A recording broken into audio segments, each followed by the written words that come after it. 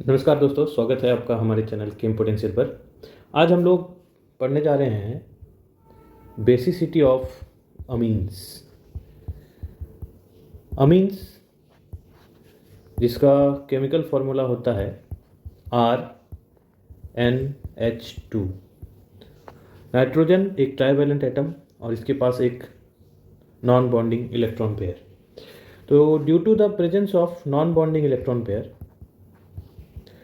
ये बिहेव करता है एक बेस की तरह, जिसे हम कहते हैं लेविस बेस। और अमीन के पास दो कैरेक्टरिस्टिक प्रॉपर्टीज़ हैं। पहला कि ये एक बेस की तरह बिहेव कर सकता है, और दूसरा है ability to react with acids. ये अपना इलेक्ट्रॉन पेयर डोनेट करके बेस की तरह बिहेव कर सकता है, और इसका लोन पेयर एसिड के प्रोटॉन के साथ रिएक्ट कर सकता है और एक सॉल्ट बना सकता है। अगर हमें बेसिक स्ट्रेंथ जानना हो तो उसके लिए हम एक बेसिसिटी कांस्टेंट Kb का यूज़ करते हैं। Kb की वैल्यू जितनी अधिक होगी, larger will be the value, base उतना ही ज़्यादा स्ट्रांग होगा। या हम pKb के टर्म्स में अगर बात करें तो lower will be the value of pKb, stronger will be the base. Kb के लिए वैल्यू अधिक चाहिए और pKb के लिए वैल्यू लो चाहिए, तो स्ट्रॉन्ग बेस मिलता है। हम लोग अब देखते हैं कि अमीन्स किन किन फैक्टर्स पे उसकी बेसिसिटी डिपेंड करती है। तो basic strength of amine depends on, पहला है इंडक्टिव इफेक्ट और दूसरा है सॉल्वेशन इफेक्ट।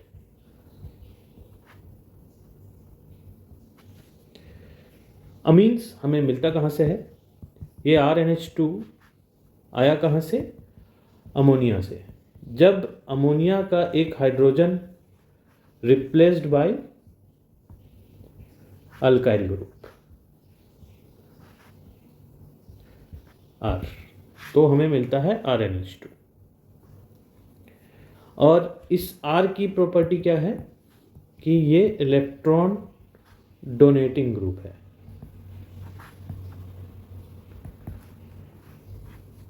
तो इलेक्ट्रॉन डोनेटिंग ग्रुप के प्रेजेंस की वजह से नाइट्रोजन का जो इलेक्ट्रॉन डेंसिटी है, इलेक्ट्रॉन डेंसिटी इंक्रीजेस, और जब किसी एटम की इलेक्ट्रॉन डेंसिटी बढ़ जाएगी तो लोन पेयर की अवेलेबिलिटी बढ़ जाती है। Lone pair of nitrogen available for donation और रिएक्शन। अब जब हम अमोनिया का नाइट्रोजन या अमीन का नाइट्रोजन के लोन पेयर को डोनेट करेंगे या H+ के साथ रिएक्शन करवाएंगे, तो ये बनाएगा अमोनियम आयन। और ये अमोनियम आयन की stability stabilized by the alkyl group. जो अमोनियम आयन स्टेबल जितना ज़्यादा होगा, उसकी बेसिसिटी उतनी अधिक होगी। और स्टेबिलिटी कैसे डिसाइड करेंगे हम? More stable the ammonium ion, more will be the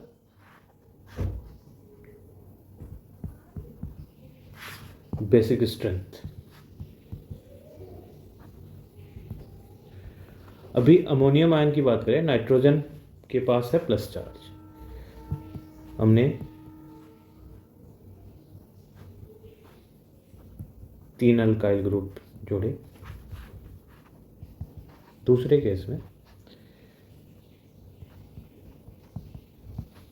2 alkyl group जोड़े और तीसरे केस में हमने 1 अल्काइल ग्रुप। ये हमारा 3 डिग्री अमोनियम आयन है, ये 2 डिग्री अमोनियम आयन है और ये 1 डिग्री। ये इलेक्ट्रॉन डेफिशिएंट नाइट्रोजन के पास 3 इलेक्ट्रॉन डोनेटिंग ग्रुप, तो ये मोस्ट स्टेबल होगा। इस इलेक्ट्रॉन डेफिशिएंट नाइट्रोजन के पास 2 इलेक्ट्रॉन डोनेटिंग ग्रुप, ये स्टेबल होगा बट 3 डिग्री से कम होगा। और 1 डिग्री में एक ही अल्काइल ग्रुप है जो इस इलेक्ट्रॉन डेफिशिएंट नाइट्रोजन को अपना इलेक्ट्रॉन डोनेट करके उसके इलेक्ट्रॉन डेंसिटी को बढ़ा रहा है, तो ये लीस्ट स्टेबल होगा। अब जैसा कि हमने देखा, most stable ammonium ion more will be the basic strength, तो इसमें सबसे ज़्यादा बेसिक स्ट्रेंथ किसका होगा? 3 डिग्री का, देन 2 डिग्री का, देन 1 डिग्री का। और ये अमोनियम आयन आया कहाँ से है? तो ये आया है R3N का H+ के साथ रिएक्शन करवाया है तब। ये आया है R2NH का जब H+ के साथ रिएक्शन करवाया है, और ये आया है RnH2 का जब H+ के साथ रिएक्शन करवाया। That means 3 degree amine is most basic, then 2 degree and lastly 1 degree। तो हमारा ऑर्डर हो जाएगा 3 degree, then 2 degree, then 1 degree. और याद रखने वाली जो सबसे इम्पोर्टेंट बात है कि ये order is applicable only in gas phase. अगर हमें क्वेश्चन में पूछा जाए कि basic strength of amine in gas phase, तो हमारा ऑर्डर है 3 degree, then 2 degree, then 1 degree. But if question asked what is the basic strength of amine in aqueous medium, तो हमारा ऑर्डर कुछ अलग होगा। तो एक्वस मीडियम में हमें जो बेसिकली देखना होता है वो देखना होता है स्टेबिलिटी ऑफ अमोनियम आयन। यहाँ पे भी हमने अमोनियम आयन की स्टेबिलिटी देखी, बट यहाँ पे एसिड का H+ एक्सेप्ट किया था, यहाँ पे वाटर के H+ को एक्सेप्ट करने के बाद जो अमोनियम आयन बनेगा उसकी स्टेबिलिटी पे डिपेंड करता है कि उसकी बेसिक स्ट्रेंथ क्या होगी। तो stability of ammonium ion bye accepting proton from water from H2O, और इसकी स्टेबिलिटी डिपेंड करती है 3 फैक्टर्स पे। पहला फैक्टर है हमारा inductive effect of alkyl group, दूसरा इफेक्ट है स्टेरिक हिंड्रेंस, और तीसरा इफेक्ट है सॉल्वेशन, या कह सकते हैं एक्सटेंट ऑफ हाइड्रोजन बॉन्डिंग। अगर सॉल्यूशन में in solution ammonium ion 1 degree हो, 2 डिग्री और 3 डिग्री। 3 डिग्री अमोनियम आयन में 1 डिग्री अमोनियम आयन में 3 हाइड्रोजन होंगे, 2 डिग्री अमोनियम आयन में 2 हाइड्रोजन और 3 डिग्री अमोनियम आयन में 1 हाइड्रोजन। अब इन हाइड्रोजन्स की कुछ स्टेरिक हिंड्रेंस तो नहीं है, तो जो नाइट्रोजन का लोन पेयर है वो वाटर के प्रोटॉन के पास इजीली जा सकता है। तो इस केस में hydrogen bonding 1 degree ammonium ion में सबसे ज़्यादा होगा, देन 2 डिग्री, देन 1 डिग्री। तो इस केस में लगता है कि बेसिक स्ट्रेंथ का भी ऑर्डर कुछ ऐसा ही होना चाहिए। बेसिक स्ट्रेंथ भी होना चाहिए 1 degree, then 2 degree, then 3 degree. But inductive effect क्या बोलता है कि 3 डिग्री के पास 3 अल्काइल ग्रुप हैं, इसके पास 3 अल्काइल ग्रुप हैं, इसके पास 2 अल्काइल ग्रुप हैं और इसके पास एक ही अल्काइल ग्रुप है। तो 3 डिग्री अल्काइल ग्रुप ज़्यादा स्टेबल करेगा। तो उस केस में सॉल्वेशन के अकॉर्डिंग ये होना चाहिए और इंडक्टिव के अकॉर्डिंग ये होना चाहिए। बट जो हमारा इम्पॉर्टेंट फैक्टर है वो है हिंड्रेंस। 3 डिग्री में सबसे ज़्यादा हिंड्रेंस होने की वजह से ये हो जाता है लीस्ट बेसिक। तो सॉल्यूशन मीडियम में सबसे कम बेसिक हो जाएगा 3 डिग्री अमोन, और 1 डिग्री और 2 डिग्री में 2 डिग्री अमीन का बेसिसिटी 1 डिग्री अमीन से ज़्यादा होता है, क्योंकि यहाँ 2 इफेक्ट जो हैं इंडक्टिव एंड सॉल्वेशन में, इंडक्टिव इफेक्ट डोमिनेट्स।